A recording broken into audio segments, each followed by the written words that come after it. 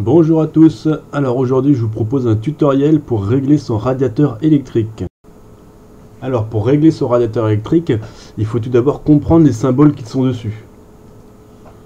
On va commencer par le symbole qui représente donc une horloge. Ce symbole est tout simplement là pour pouvoir utiliser un programmateur d'ambiance si vous en avez installé un sur votre radiateur. Sinon si vous souhaitez l'installer, c'est pas très compliqué, par contre voilà, il y a quelques petites notions de sécurité à avoir, notamment donc de déconnecter votre radiateur directement sur votre compteur électrique. Ensuite il vous faudra retirer le radiateur du mur si possible pour pouvoir accéder au boîtier de commande qui est à l'arrière, retirer le cache du boîtier de commande, et à l'intérieur vous allez voir entre autres un fil noir qu'on appelle donc le fil pilote, et c'est ce fil qu'il faudra donc relier directement au programmateur d'ambiance. Alors ensuite donc il y a le symbole en forme de flocon. Donc ce symbole représente le mode hors gel. Ce mode de chauffage en fait permet de garder la pièce aux alentours des 7 degrés sans tenir compte du thermostat réglé sur le radiateur. Donc généralement on utilise cette fonction quand on veut partir sur une longue période supérieure à une semaine et qu'on veut éviter que l'appartement ou la pièce chauffée descende en dessous de 0 degré et que le gel fasse des dégâts dans l'appartement, dans la pièce ou dans le local que l'on chauffe, tout simplement. Alors ensuite donc il y a le logo en forme de soleil. Donc ce logo est en fait le mode confort, le mode le plus utilisé couramment et par défaut pour ceux qui ne savent pas utiliser le radiateur correctement. Donc le mode confort en fait permet de réguler la température en fonction du thermostat que vous avez choisi.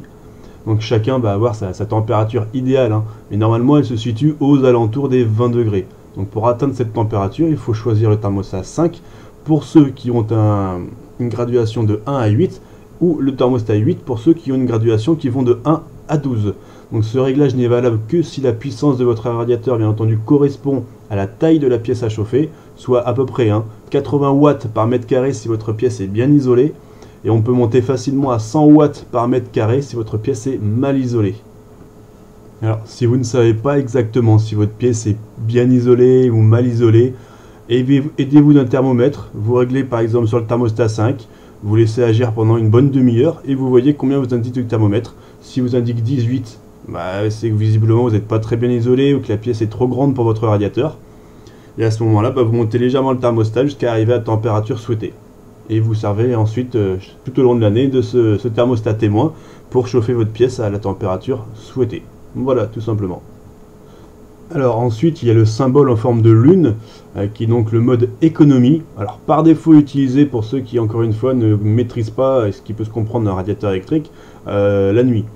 Effectivement la nuit ça peut être un bon moyen d'utiliser, mais pas que. Donc en fait ce mode permet concrètement de baisser la température de la pièce de 3 à 4 degrés par rapport au thermostat sélectionné sans toucher à la réglette du thermostat. Alors je m'explique, par exemple si la pièce est chauffée à 20 degrés sur un thermostat 5 en mode confort, en passant donc sur ce mode économie avec la lune, le thermostat 5 maintiendra la pièce à 17 degrés au lieu de 20 degrés. Donc ce réglage est idéal par exemple pour les pièces peu fréquentées ou pour la nuit, ou quand vous vous absentez, par exemple vous partez au travail, vous mettez sur économie, quand vous revenez, vous remettez sur confort. Bien, alors maintenant que vous savez à quoi servent les différents symboles sur votre radiateur électrique, il reste quand même un point assez important à aborder, c'est donc l'entretien. Donc pour l'entretien, il est quand même assez important et même vital de dépoussiérer régulièrement son radiateur, surtout les grilles d'aération. Ne pas oublier celles qui se trouvent sous le radiateur, parce que c'est par là qu'arrive l'air froid par convection, et avec l'air froid donc la poussière. Donc il est également déconseillé d'utiliser un produit abrasif ou des solvants pour nettoyer le radiateur, parce que ça va détériorer la peinture du radiateur. Et si vous n'avez pas le temps de le dépoussiérer régulièrement, pensez au moins avant les premiers jours de froid à le dépoussiérer en gros, pour éviter justement que la poussière s'accumule, parce que ça peut soit dégager une forte odeur de brûlé dans l'appartement, ça c'est ce qui peut se passer de mieux, mais ça peut aller jusqu'à l'incendie, donc ce serait quand même dommage d'en arriver là. Donc pensez surtout à bien dépoussiérer votre radiateur. Bien, j'espère que cette vidéo vous aura aidé à mieux vous chauffer et surtout à faire les économies sur votre facture électrique. N'hésitez surtout pas à partager ce tutoriel avec vos amis. Et oui, eux aussi, ils ont le droit de passer l'hiver au chaud. Moi sur ce, je vous dis à bientôt pour de nouvelles vidéos. Et en attendant, vous pouvez toujours regarder mes autres tutoriels, mes autres vidéos. Vous pouvez également me suivre sur mon blog ou sur Facebook, ou même les deux, hein, soyons fous. Vous trouverez donc les liens dans la description de la vidéo. Sur ce, moi je vous souhaite une bonne journée et je vous dis à bientôt.